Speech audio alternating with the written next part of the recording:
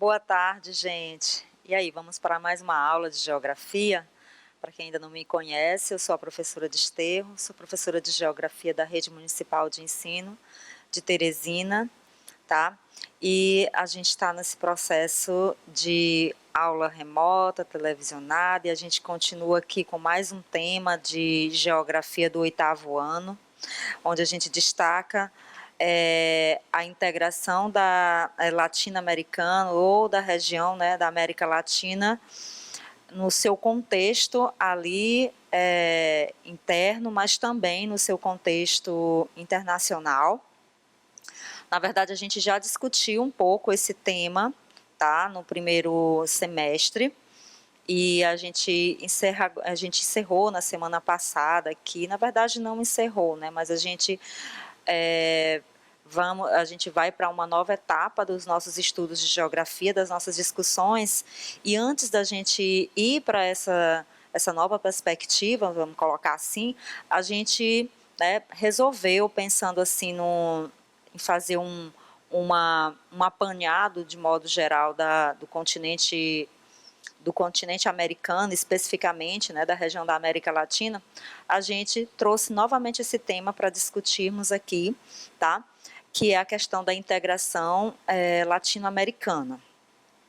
E aí, como habilidade, a gente destacou aqui analisar a influência do desenvolvimento científico e tecnológico na constituição dos tipos de trabalho e na economia na economia dos espaços urbanos e rurais no mundo. Mas, olhando, né, levando em consideração especialmente o espaço territorial, ou o espaço geográfico, melhor dizendo, do continente americano e mais especificamente da América Latina. Também vamos buscar analisar o processo de difusão do capital com ênfase nos aspectos de desconcentração, descentralização e recentralização das atividades econômicas, tá? Nessa perspectiva mais atual da nossa economia, né, que envolve essa questão da globalização, da internalização do capital, tá? A gente falou um pouco sobre isso, discutiu um pouco sobre isso na questão lá da formação territorial da América Latina, né, da sua integração, e agora a gente continua discutindo essa questão, mas numa perspectiva mais atual, mais contemporânea, tá bom? Em relação principalmente ao nosso continente e à nossa região, né, que é o nosso, vamos dizer assim, nosso objeto de estudo, um dos nossos objetos de estudos da geografia mais importantes que nós temos no 8º ano, tá bom?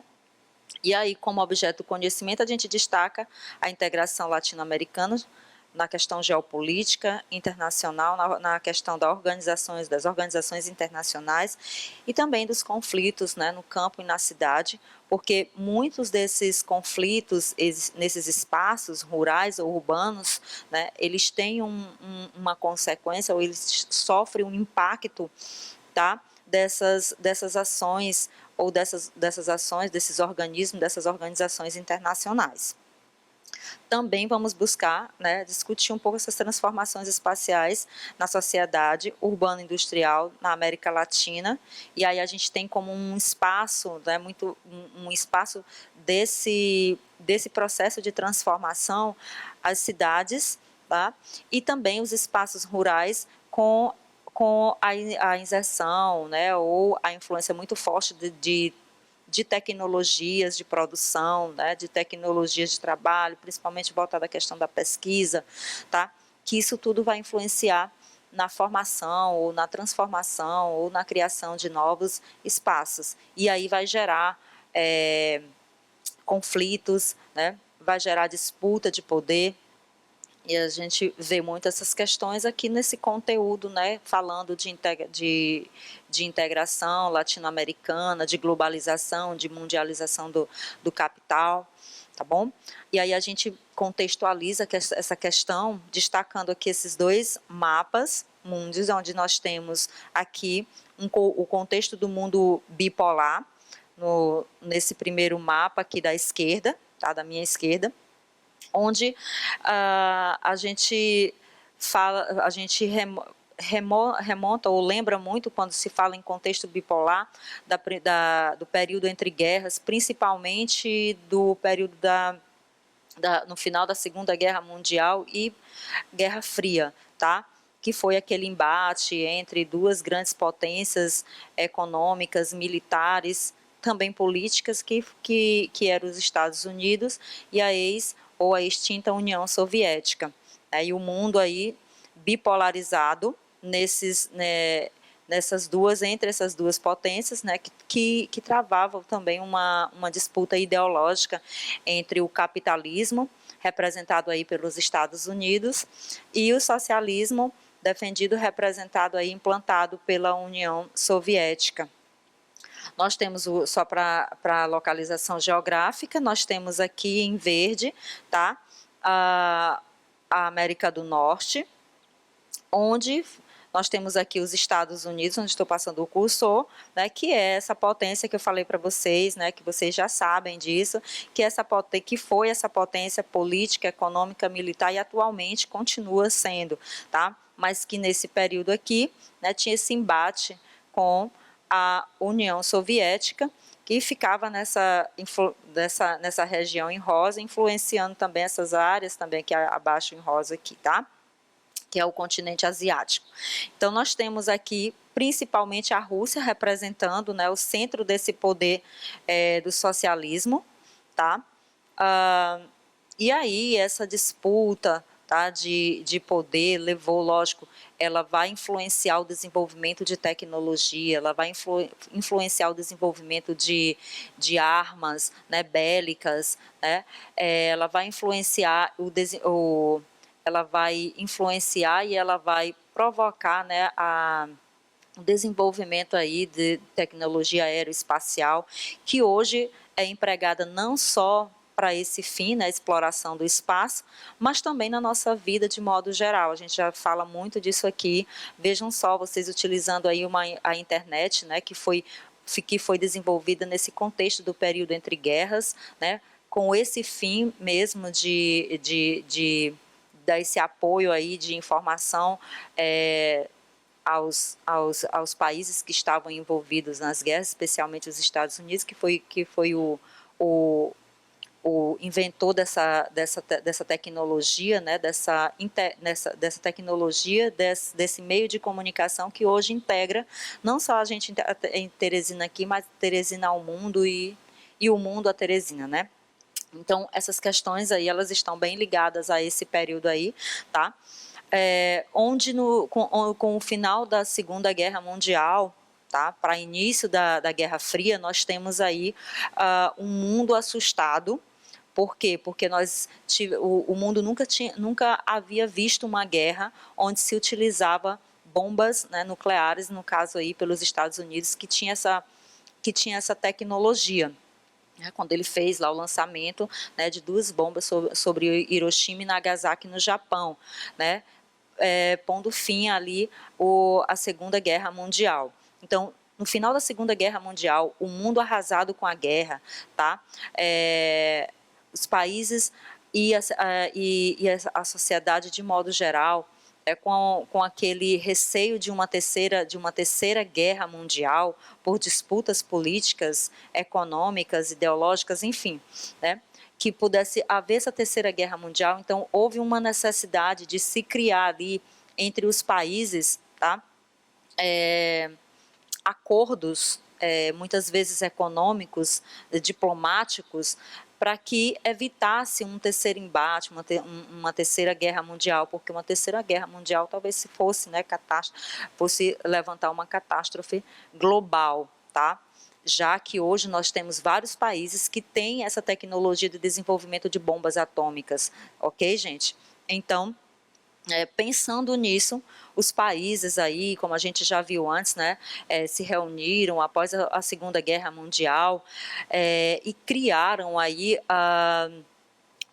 as organizações internacionais, onde a gente tem a principal delas, tá, a ONU, que é a Organização das Nações Unidas, que foi criada especialmente para para estabelecer a paz entre os povos, entre os países, entre as nações, tá? Buscando aí esse interesse principal, mas não só esse, tá? Foi que também outros países buscaram aí formar os blocos econômicos, né? Integrando ali economicamente, integrando politicamente, diplomaticamente, algumas questões dos seus interesses. E aí nós temos aqui o segundo mapa, tá? Onde representa esse mundo, né? Vamos colocar assim, organizado em áreas de influência política, econômica, cultural, onde nós temos 3 grandes blocos, tá? Mas num mundo onde hoje não havia só 2 grandes potências econômicas, militares, tá? Como no mundo bipolar, que existia lá os Estados Unidos e a União Soviética, que atualmente extinta, né? Foi extinta em 1900, na década de 90, especificamente em 1991, né? Com a queda do Muro de Berlim, a gente já viu isso, que simboliza muito bem o fim dessa bipolaridade. Então, nós temos aqui um mundo onde, um mundo contemporâneo, né? Onde nós temos aí não mais 2 potências, mas várias potências a nível, só para citar aqui algumas, nós temos os Estados Unidos, tá? Que continuam uma grande potência política, econômica, militar. Nós temos aqui a União Europeia, que foi justamente uma organização, um bloco, né, que se formou aí no contexto do final da Segunda Guerra Mundial e que vem que vem se aprimorando, que vem avançando, se aprofundando cada vez mais aí nas suas parcerias, nas suas cooperações, tá? Nós temos aqui o Japão, que é uma grande potência econômica também, uma potência tecnológica também, tá? E dentro dessa perspectiva desses países, gente, e na Europa, né, só voltando aqui na questão da União Europeia, né, que fica aqui no continente europeu, tá? Nós temos aí vários países, tá, que são potências, que podem ser colocados também como potências. Lógico que potências inferiores aos Estados Unidos, mas, vamos dizer, mais semelhantes ao Japão. E aí a gente destaca Ai, gente, passou aqui. E aí a gente destaca a Alemanha, tá?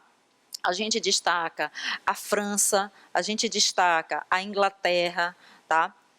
O Reino Unido, vamos citar, colocando aí mais outros territórios, países, nações que formam ali o Reino Unido, tá? Que a Rússia hoje, né, também aí voltando nesse cenário de potência regional, colocada assim, tá? Então nós temos aí vários países, tá, que juntos com um bloco econômicos ou sozinhos, no caso dos Estados Unidos, do Japão, eles representam, né, uma potência econômica mundial e regional. Regional por quê, professora? Porque eles vão ter suas áreas de influência. Por exemplo, os Estados Unidos aqui tem uma área de influência, né, influencia muito aqui os países da América Central e também, geograficamente falando, né, da América do Sul, ok, gente? Que aí a gente tem a América Latina culturalmente, né, falando, num passado comum desses países, a gente tem o que a gente chama de América Latina, tá, essa região. E nós temos aqui a Europa, com o seu principal bloco econômico aí, ou o seu único bloco econômico, perdão, né, que é a União Europeia, influenciando aqui o continente africano, ok? Mas também no continente asiático, nós temos aqui o Japão, né, que a gente já citou como uma grande potência, influenciando toda essa área aqui da Ásia, tá, especialmente, mas não só essa área, e também a Oceania, né, constituída aí pela Nova Zelândia e a Austrália. E aí a gente tem esse mundo multipolar chamado, não mais com 2 potências econômicas, mas com várias potências ali, tomando as principais decisões ou fazendo parte aí do cenário das principais decisões do mundo em relação à economia, né, em relação a questões diplomáticas, em relação a questões políticas, tá? Influenciando, e também culturalmente a gente não pode deixar de lembrar muito essa questão, né, da influência cultural. Especificamente falando aqui da América Latina, do continente americano, tá? Eu coloquei primeiramente aqui à minha esquerda um mapa onde nós temos, só para lembrar geograficamente, né, situar geograficamente aqui o continente americano, tá? Dividido geograficamente aqui em América do Norte, América Central e América do Sul. E no segundo mapa aqui, nós temos, do ponto de vista da formação histórica, do ponto de vista cultural, nós temos aqui o continente americano, dividido em duas regiões, que é a América anglo-saxônica e a América Latina, tá?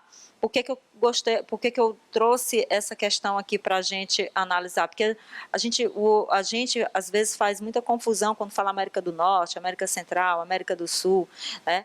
E América anglo-saxônica, América Latina, a gente já falou sobre isso, já discutiu isso, mas que vale a pena a gente colocar essa questão.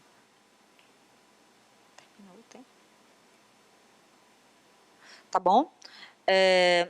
E aí para a gente entrar aqui mesmo na nossa questão como é que a gente fala, da integração da América Latina, a gente retoma aqui algumas características, né, que vale a pena a gente destacar novamente. Eu sei que vocês já sabem disso, porque a gente já estudou isso, mas enfim, não há como não contextualizar. Então, só lembrando a nossa América Latina aqui, que é o nosso foco principal da nossa aula, né, para a gente fazer essa discussão. Lembrando, a América Latina chamada assim, né, porque ela tem um passado em comum, né, onde nós temos uma língua que pelo menos a origem é comum, que é o latim, tá? Nós temos aí cerca de um dos maiores continentes, tá? O americano segundo maior, e a nossa área aqui especificamente é de 20 milhões de quilômetros quadrados, né? 3,9% da superfície terrestre é constituída aí da região América Latina. Nós temos uma população absoluta de 569 milhões de pessoas, onde a maioria hoje vive nas cidades. Tá bom? A questão ou uma questão comum, uma característica comum entre nós é a nossa desigualdade social, tá? Além do nosso passado em comum, nós temos aí, né, resquícios desse passado que é refletido na questão aí das nossas desigualdades, da pobreza, tá? De muitos governos corruptos aí, infelizmente, na nossa região, né? Que favorecem aí a prevalência aí das condições, né, de subdesenvolvimento da nossa região, tá bom? O nosso sistema de mercado é o capitalismo, já que nossa maior influência, né, sempre foi aí os Estados Unidos, lembrando que Cuba, que fica na América Central, geograficamente falando, é o único país aí do continente americano e da América Latina aí que segue o socialismo, tá? Onde nós também destacamos na questão da economia, nossa economia ainda é baseada ainda nos produtos primários da agricultura e da pecuária e do extrativismo na mineração especialmente, mas nós também temos o desenvolvimento industrial aqui, né, principalmente aí nos países Brasil, México e Argentina, né? São os países onde há um parque industrial, vamos dizer assim, diversificado, dinâmico, né?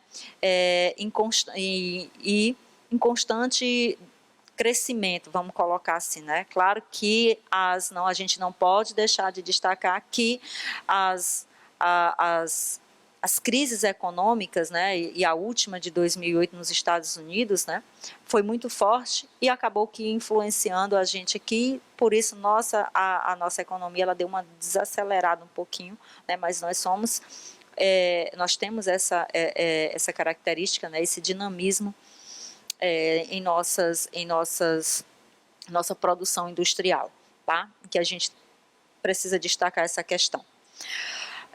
Em relação aos nossos grupos étnicos, a nossa população aqui na América Latina, ela é constituída de brancos, né, de origem europeia, negros de origem africana e os indígenas, tá, que aí constitui também uma população parda aí, resultante aí da miscigenação aí, né, dessas três etnias, tá bom? Como é que e aí a gente volta ao nosso tema principal. Como é que o que tem sido feito para que a América Latina, com todo esse passado em comum, com todas essas questões em comum, né, mas também tem muitas diferenças internas, né? Por exemplo, a diferença de atividades econômicas no Brasil é muito grande, é muito profunda, é muito intensa em relação à Bolívia, em relação ao Equador, em relação ao Peru, em relação a outros países, até mesmo em relação à Argentina, que também já tem esse parque industrial bastante avançado, dinâmico. Mas existem as nossas diferenças internas, que essas diferenças elas precisam ser vencidas nesse processo de integração, nessa tentativa de buscar integrar a nossa região, porque a gente já sabe que através dessa integração é que os especialistas, a gente fala assim porque os especialistas colocam que é a melhor saída para vencer o subdesenvolvimento do continente americano. Tá? Ou melhor, da região latino-americana. E aí eu trouxe aqui só para a gente observar, né, porque está lá nas nossas habilidades, alguns espaços urbanos, tá, produzidos a partir do desenvolvimento dessas tecnologias, a partir do desenvolvimento dessas organizações internacionais ou regionais. Nós temos aqui São Paulo, tá, que é a maior cidade do Brasil e também uma das maiores do continente, da região latino-americana, a maior cidade da região latino-americana, uma das maiores do continente americano e também do mundo, estão entre as maiores cidades em relação à população, tá? Rio de Janeiro também, que se destaca como Rio de Janeiro no Brasil, tá? Na região sudeste também, São Paulo e Rio de Janeiro na região sudeste, as duas, Belo Horizonte também, as três aí na região sudeste, que tenha uma economia, que tem um espaço bastante diversificado, mas que tem conflitos, tem as questões dos problemas, né? Que nós já vimos, a cidade do México também, capital do México, Buenos Aires, capital da Argentina, aqui na minha direita, tá? Se nós observarmos, eu vou passando, né? Eu trouxe aqui para a gente falar um pouquinho dessa questão. Bogotá, na Colômbia, Quito, Equador, Caracas, na Venezuela. Se nós observarmos essas cidades que a gente está vendo, esses espaços que nós estamos observando, eles são espaços urbanos, né? Onde eles têm muitas, olhando assim a distância pelas imagens aqui das paisagens, nós vimos que há elementos bastante semelhantes nessas cidades, em todas elas, que são os arranha-céus, que são os edifícios, né, com seus prédios aí, onde abrigam aí agências, bancos de organizações, muitas vezes internacionais ou regionais, né, que vão criando aí ou influenciando a formação de novos espaços, de novas estruturas, para cada vez mais estar atraindo essas organizações, essas corporações internacionais, tá? Na América Latina, a gente destaca alguns problemas aqui, pensando nessa integração, tá? A integração ela é necessária para quê? Para que a América Latina não fique isolada das grandes nações, das grandes decisões, das grandes organizações internacionais, tá? Nós temos que nos integrar para que a gente fique com uma para que a gente se torne mais competitivo no mercado internacional, tá?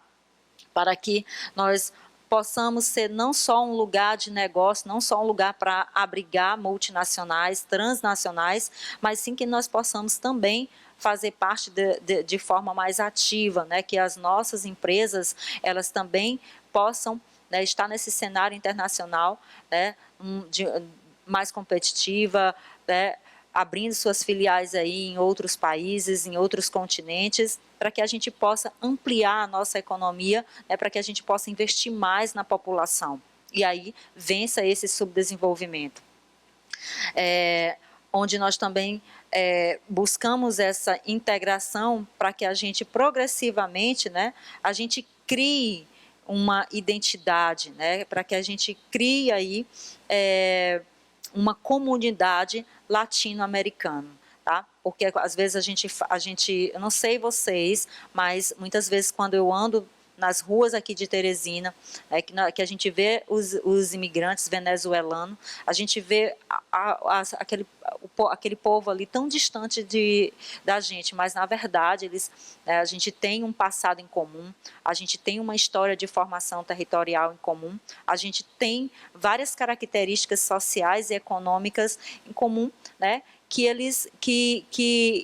Que isso precisa ser estreitado, e esse estreitamento, vamos dizer assim, ele vai ser feito com essa integração, né, formada aí por blocos, né, de cooperação, não só por blocos econômicos, tá? E aí a gente destaca aqui muito essa questão, né, essa importância dessa formação aí, de parcerias, de organizações regionais, no caso da América Latina, para que a gente possa estar inserido nesse mundo da multipolaridade, né, nesse mundo de várias potências econômicas de forma mais competitiva.